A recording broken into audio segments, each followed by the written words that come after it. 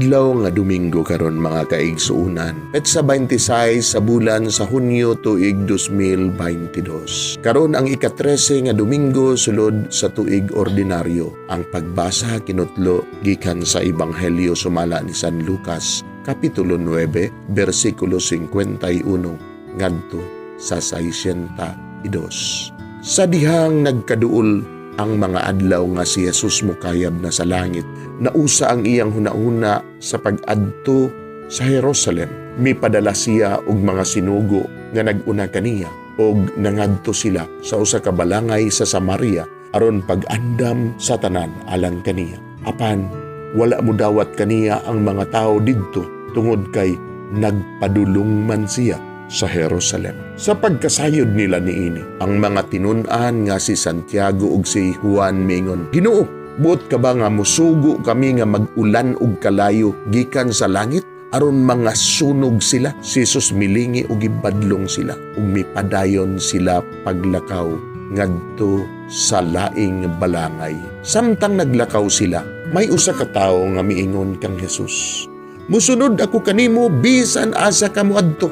Si Jesus miingon kaniya, ang mga milo may taguanan ug ang mga langgam may mga salag, apan walay kahigdaan ug kapahulayan ang anak sa tao.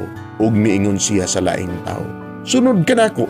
Apan miingon ang tao, Ginoo, muuli una ako aron paglubong sa akong amahan. Si Jesus mitubag, pasagdi ang mga patay nga maglubong sa ilang mga minatay. Apan ikaw, lakaw ug iwali ang paghari sa Dios. May laing tao usab nga miingon, musunod ako kanimo Ginoo, apan tuguti una ako sa pagpauli aron manamilit sa akong banay.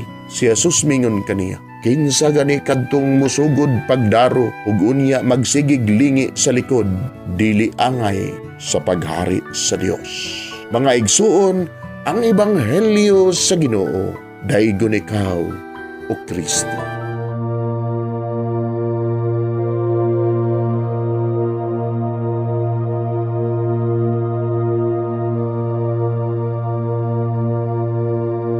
Pagampo sa dili pa magsugod sa trabaho.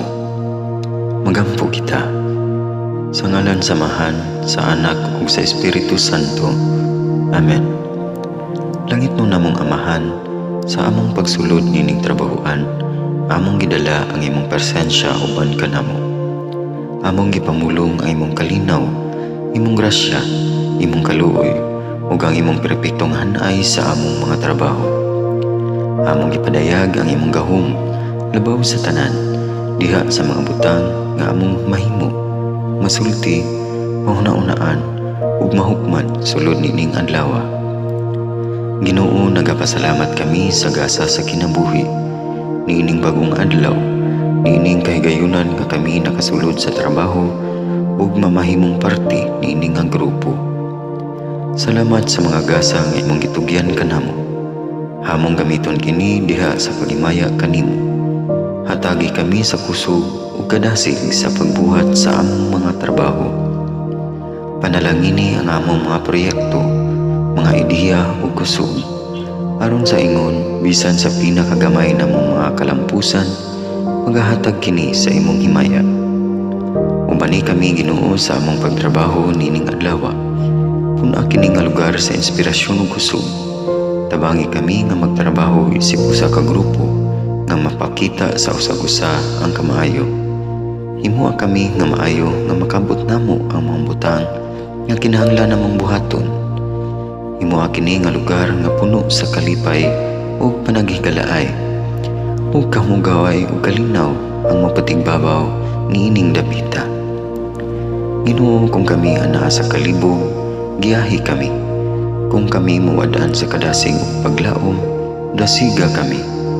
Himua nga ang trabaho nga among gihimo ug ang paagi sa among paghimo niini makahatag unta kini ug hugot nga pagtuo, kalipay ug pahiyom sa tanan nga among mahimamat karong adlaw. Panalangini ang among mga pamilya, among Pinoy-anan, among nasod. Himua nga magmatidud-anon kami sa pagtagad ug pag-amuma sa kalikupan ug sa tanang may kinabuhi diha sa pagbuhat kanamo sa pagkabuot sa imong pangandoy alang sa hustisya ug kagawasan. O Ginoo, sa among pagbiya nining lugara, tagay kami sa imong panalangin ug kaluoy sa among pagbiyahe. Panalangini ang among mga pamilya ug Pinoy-anan nga anaon ta sa mayong kahimtang sama sa among pagbiya kanila. Ginoo, salamat sa tanang butang nga imong nabuhat, sa tanang butang nga imong gibuhat ug sa tanang butang nga imong buhaton pa. Sa ngalan ni Jesus, among giampo diha sa tumang pagigugma ug pagpasalamat. Amen. Sa ngalan sa Amahan, sa Anak ug sa Espiritu Santo. Amen.